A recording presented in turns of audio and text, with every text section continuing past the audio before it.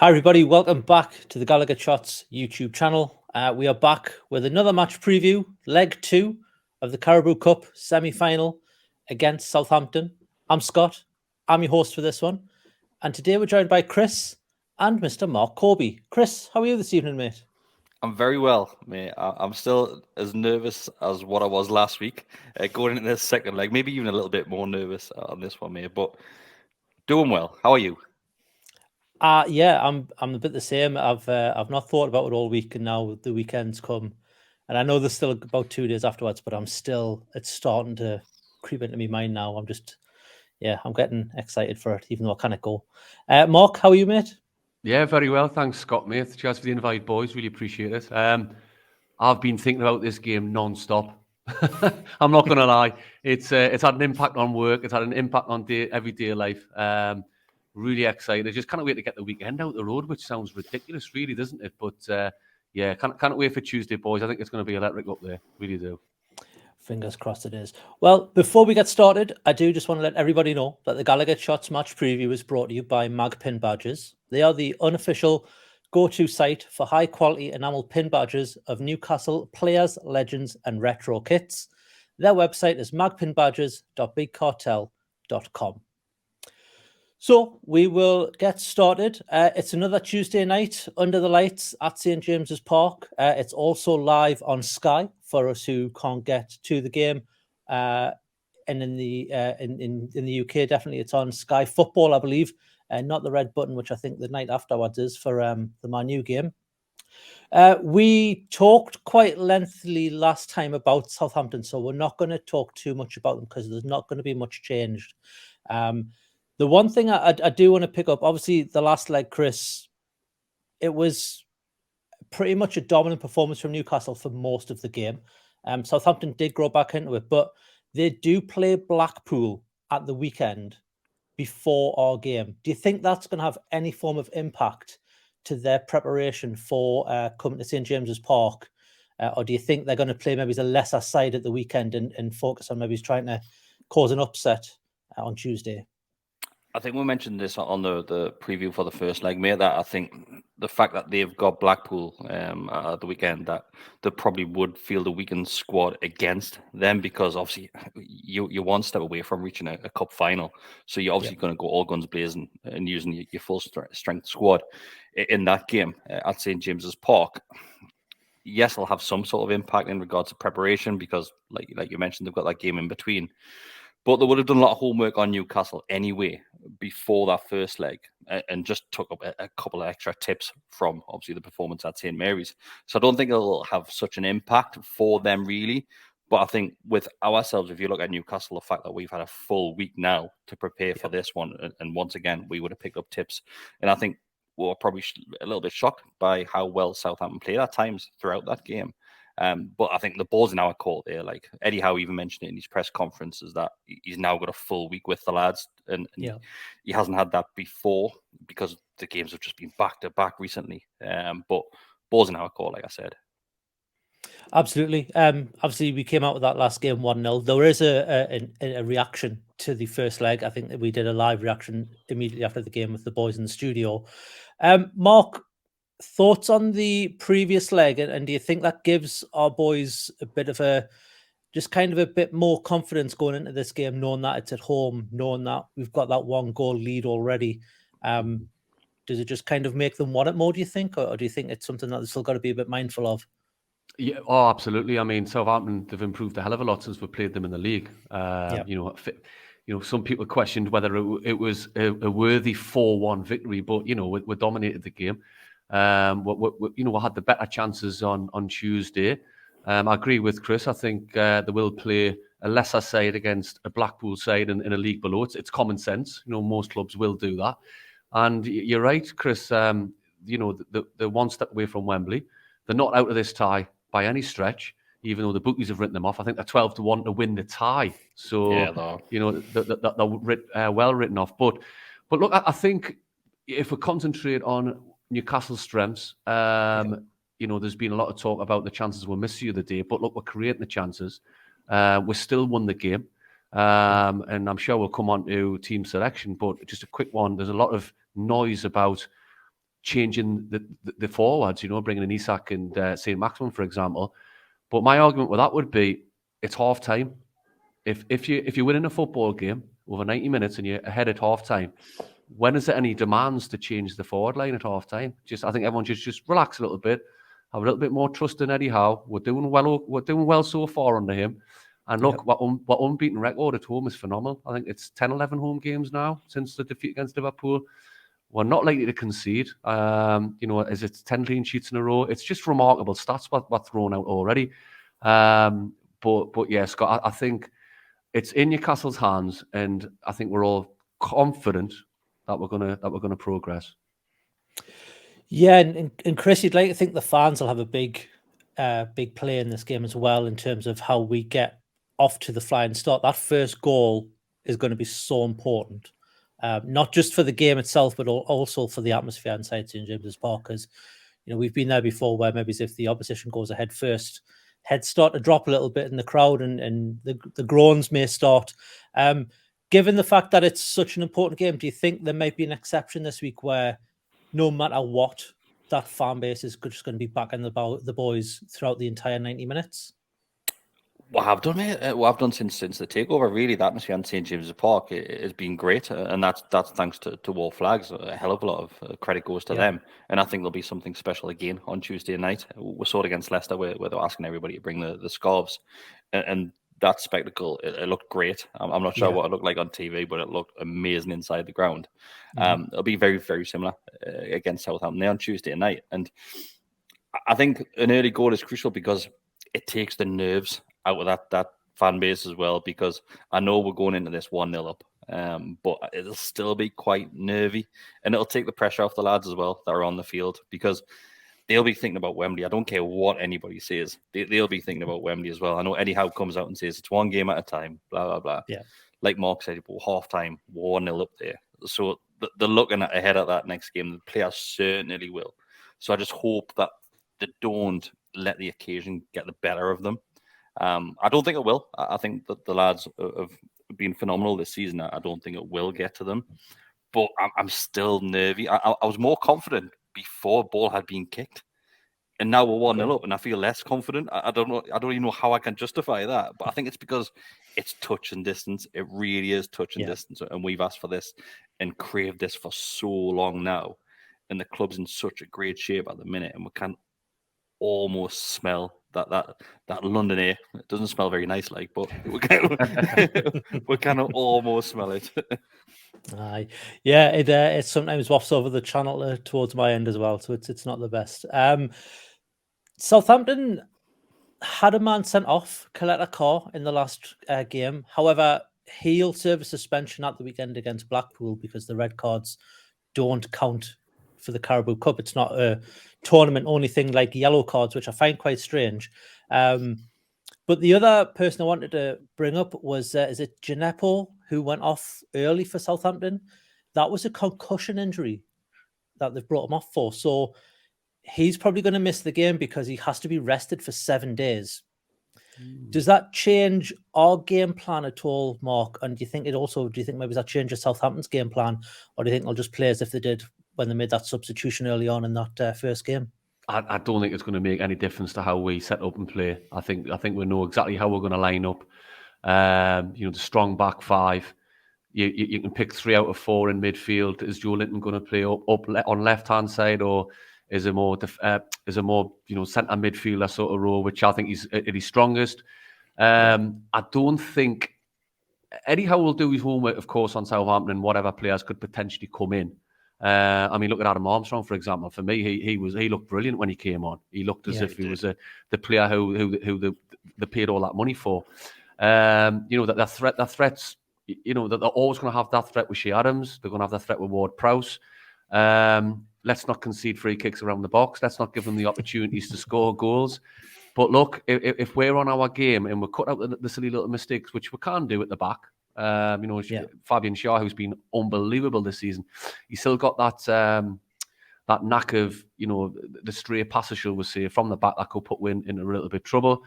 Bruno can at times as well. Sometimes he toys with the ball a little bit too much. But look, to answer your question, Scott, I don't think I don't think we should worry too much about Southampton. This time last year, we would have done. We would have really, really worried about the opposition because we were in a relegation battle. Mm-hmm. But as we said before, we're one up. The ball's in our court, to pardon the cliche. And I just think if Newcastle are on that game and get that early goal, as you alluded to before, to settle the crowd down, it could be a carnival atmosphere. And just to go back to your point there about the atmospheres, when I think back to cup games at St James's Park, they've always been special. You know, when I look back to the 90s against the likes of Everton in the cup quarter final, it was a different sort of atmosphere because you knew that it was a one-off game, progress to the next round. Look at Benfica under Alan Pardew. You know, we went out that night, but the atmosphere was just something different. Yeah. And even going back under Sir Bobby Robson. It was Graham Souness when we played Spurs in the quarter-final. Early goal from Patrick Kluivert settled everyone down. The atmosphere just kept going. The fans stuck with it. And a repeat of that on Tuesday, an early goal and just sit back and relax for 90 minutes with a 1-0 victory. I think everyone would take that. Absolutely. Yeah. Yeah, absolutely. And indeed, I think, like we've mentioned, that early goal is going to be quite crucial, I think. We'll turn our attentions to the Newcastle side. You mentioned there, Marc, about the passing. It has been a bit stray at times, and it's been also with some players that you wouldn't expect it from, like Kieran Trippier has been playing a few wayward passes, and even last week Sven Botman wasn't to his normal standard. Do you think that's just nerves, do you think that'll be worked out of them by Eddie Howe this week, or is that a cause of concern for you at all going into this next game?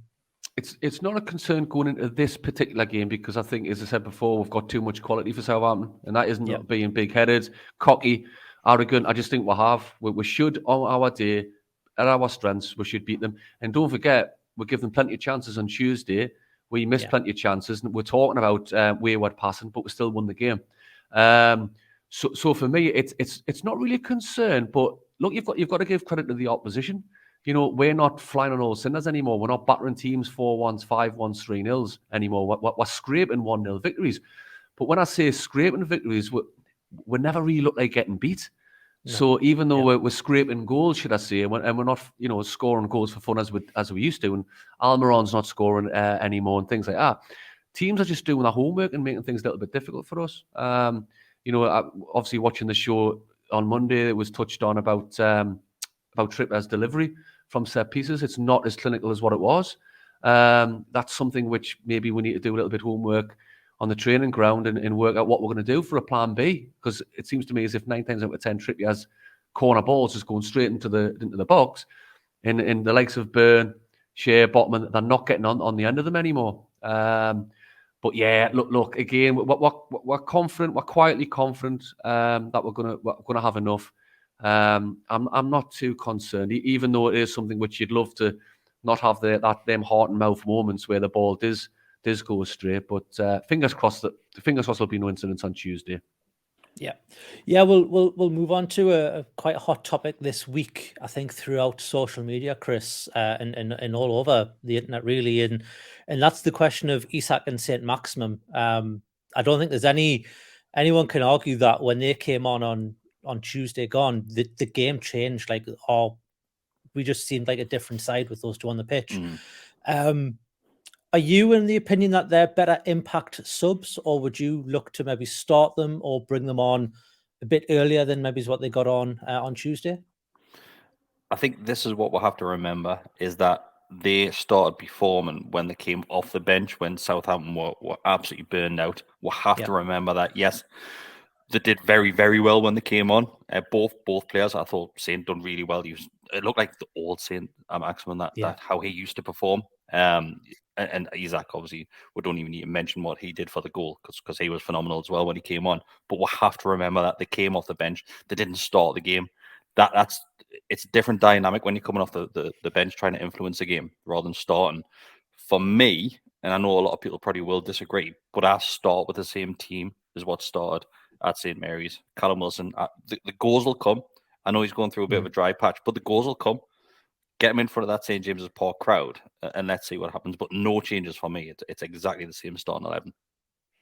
Yeah, I mean, you mentioned that Callum Wilson going for a dry patch, but as Mark alluded to, the whole team's going through a bit of a dry patch when it comes to goals of late. And I always like to think, like, sometimes in the seasons, teams kind of have their little blips. And if this is our little blip and we're still winning games, I'm happy with that. Like, I just, let's get back to where we were and just push on. We'll come to predictions for this second leg. Obviously, we're already 1-0 up. Mark, what does your heart say and what does your head say for the game on Tuesday? I'd like to think I'm a sensible guy anyway, Scott. So my heart and my head say the same thing. You know what? My heart would be a brilliant, convincing 2-3-0 victory. No panic stations, just a glorious night on Tyneside, celebrating within the first 10 minutes that we're going to Wembley. My head is going to say it's going to be another tough game. And as I said earlier, I would happily settle for a 1-0 win. And hey, I tell you what, I agree with everything Kris said about the players who should start. I definitely think St. Maximin and Isak have got more sort of the more impact players at the moment. Yes, they both can start, but when I look at that, the comparisons between Willock and Wilson, I wouldn't say Willock and Wilson are impact substitutes, where St. Maximin, as Kris said, on his day, doing the St. Maximin of old, can take the piss out of defenders and really cause chaos. And we've seen Isak, and if that's the standard he said and how he's going to play for Newcastle United, then we've got a bloody good play on our hands. So going back to that, I'd love, if we were in a position where we needed a goal, I would rather turn to them two to come off the bench to get that goal than I would do Wilson and Willock, and that's no disrespect to them too. So to answer your question, mate, long-winded answer that, but me head is going to say another tight game, 1-0 in Wembley, here we come. I'm with you, Mark. Just to jump in, I think I mentioned exactly the same thing a couple of weeks ago when Sim was coming off the bench there. I think if we're single out Isak, Eddie Howe mentioned in his press conference that Isak isn't even in full training yet. He's not doing the same training as the rest of the lads. So obviously there's an issue there getting match fitness. So that's probably why he is coming off the bench. So honestly, I know I've just said this, but the goals will come for Wilson. They really will. And we know Willock has had a great season this season. I know sometimes he takes a while to grow into the game, but he's getting in dangerous positions. He's putting the ball in dangerous areas. So I'm trusting them, like. Yep, absolutely. No, I agree with it. The starting 11 should probably stay the same. I do think maybe Willock could work as an impact sub because he showed that when he first came on that loan period, he was coming off the bench and getting those important goals. But I think he's a different player now to what he was back then. So I think he's matured into that player that does start games now and should be starting games. Kris, what is your prediction for the game on Tuesday? Do you want to head on a hot one? Why not? Why not? Why not? I'm the same as Mark. Hart, you would love it. An absolutely fantastic display and getting 2-3 goals in the same breath. You take a 0-0 draw just because it gets you there. If somebody goes to me, Kris, we're not going to score, we're not going to concede, you snap the hand off because it means we're off to Wembley. But I just can't see us not scoring. I think we will. And I don't think it'll be as difficult as what it was in the first leg because I think that Southampton they have to chase this game. They have to get a result at St. James's Park, and it's going to leave pockets for us to get into. So I think it's going to be a Newcastle United 2-0 win. Yeah, I think you're absolutely right about Southampton having to bring the game to us a bit more. And, they did in that, kind of 60th minutes in the second half start to play that when they could sense that they could maybe, nick this. And they nearly did with the Adam Armstrong handball goal. But I think they're going to have to go from the get-go. And I do still think it's going to be a nervy game. I think it maybe won't be as one-sided as maybe the home game was because of that. Because, we do like to play through these teams, and when teams sit back, we do find it quite hard to break them down. But I think Southampton have got some good players who can counter-attack against us. So I think it's going to be a 2-1 win. And I know we spoke about that first goal being so important, but I've just got this horrible feeling that Southampton are going to get an early goal. Oh, don't, Scott. Don't. We're still going to win. It's still going to be 2-1. But I've got that sneaky suspicion in the back of my mind that that's going to happen. My heart, it's going to be 4-0. I mean, Wow. you're going to go with hard, haven't you? But no, my head is saying 2-1, 2-1 Newcastle win, and we will go to Wembley. Do you know what worries me slightly, boys, is how easily wound up our players can get. Yeah. That's really gonna. So we saw some antics towards the end of the game when the player got sent off, and that wasn't just Murphy. And I'm still not sure how that sits with me. What he was doing. Bruno as well, wasn't it, laughing in his face? Well, Bruno ran up to him, laughing in his face, and he also waved him off the field as well when he was by the touchline. Like I said, I'm not sure how I sit with that. I'm on the fence with it really, because I'd be pissed off if that was an opposition player doing it to our lads. It's not very professional. Yes, you get a few laughs out of it online and that, but what you're achieving by doing that, and I think that Southampton will take issue with that. And let's see if Newcastle get a result, and let's say we're 1 goal up, 2 goals up, and Southampton have to score 2 or 3 to even draw the game. I think that's when we might see it get a bit dirty from the Southampton side, where the late challenges just to wind our lads up. And depend on the referee and how the referee manages the game, because we've seen it so far this season. We don't know if we're going to get a lenient one or somebody that likes flashing the cards out left, right, and centre. That could be an issue for our lads, because yes, we're shithouses and we're hotheads. That might go against us on Tuesday night. So just calm the fuck down. Just play the game, do what we need to do, and move on. Yeah, and we're only adding to that roster with the bid that's been accepted this evening with the one Anthony Gordon. We'll not talk about him too much tonight, because it's not been done yet, but there has been a bid accepted apparently. Do you think, Kris, that the player who got sent off, Coletta Carr, do you think he'll just let bygones be bygones with that, or do you think he'll be out for blood on that game and on Tuesday night if he starts? I'm shocked he's playing, because I didn't even know that rule that you mentioned earlier. I didn't know that was the case. But the only thing I'm not sure of is because it's 2 yellow cards, and the yellow cards carry over, but I think the red is in all competitions. We'll soon find out. Yeah. I think if we look at it, let's say if that is correct and he does play the game, it was Murphy that was taking the piss. Murphy's going to feature the last couple of minutes, if anything.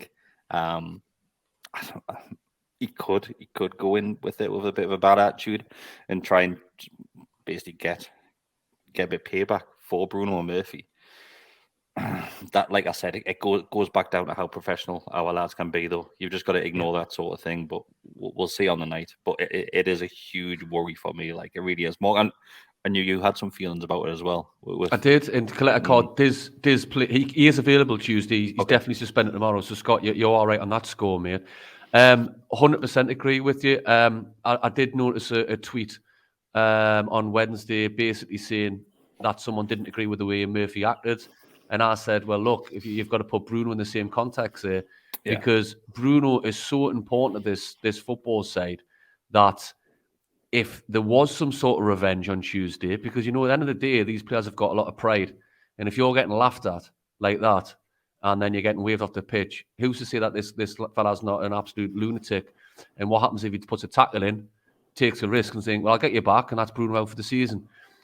We all love a little bit shithousery, but you've got to do it within the fair play of the game. You know what I mean? The snide little nudges and little nips and little tugs and stuff like that. But even the daft things like Lascelles getting the 2 bookings when he's warming up, and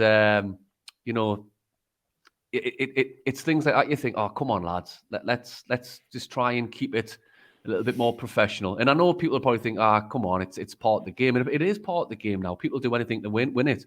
But like I say, you just want to hope that there's no revenge on Bruno on Tuesday and it comes back to backfire him, because I didn't like to see that. When he did that sort of roar of passion when he did that tackle at Leicester, absolutely phenomenal. But not when someone's getting sent off. No, I don't agree with that.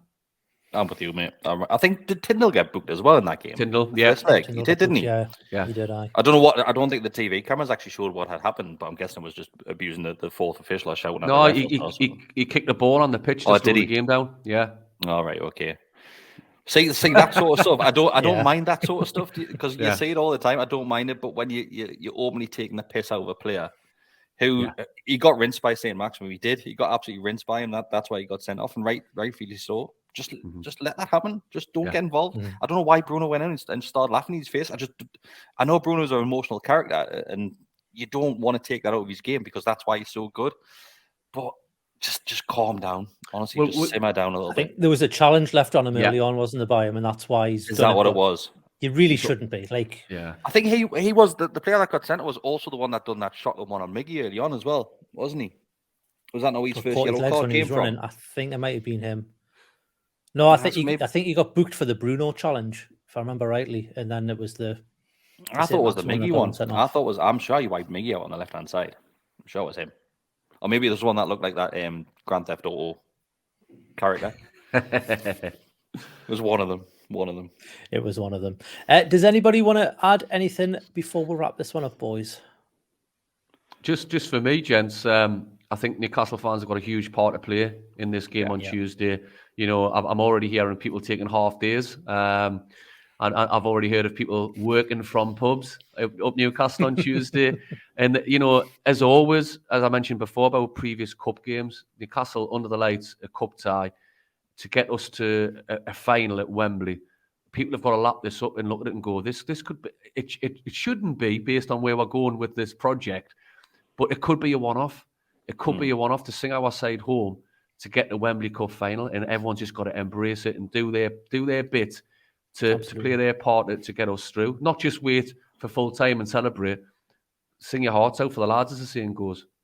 I think what we'll have to look at it as well is that early stages of the cup, and we've been really lucky with home ties in the Carabao Cup, is that the atmosphere can be quite flat at times in the early stages because you get a different sort of clientele that go to the matches. Yes, all still Newcastle United fans, but you get a lot of kids going to the first games, and there's nothing wrong with that. There really isn't.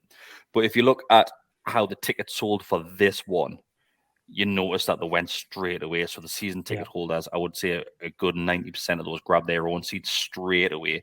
So it's going to be more like a Premier League game atmosphere on this one. And everybody full of drink, like Marc said. Everybody's going to be straight at the pubs as soon as they finish work, whatever that time will be. And everybody is absolutely buzzing that we are this close, unbelievably close to getting that cup final. And I know everybody's already looking at hotels or booking hotels and travel down there. Everybody's got one eye on it, but let's just remember, we've still got 90 minutes of football here. Anything can happen. Absolutely. It is only a 1-goal lead at the end of the day, even though we are Eddie Howe's mint clean sheet keeping mags.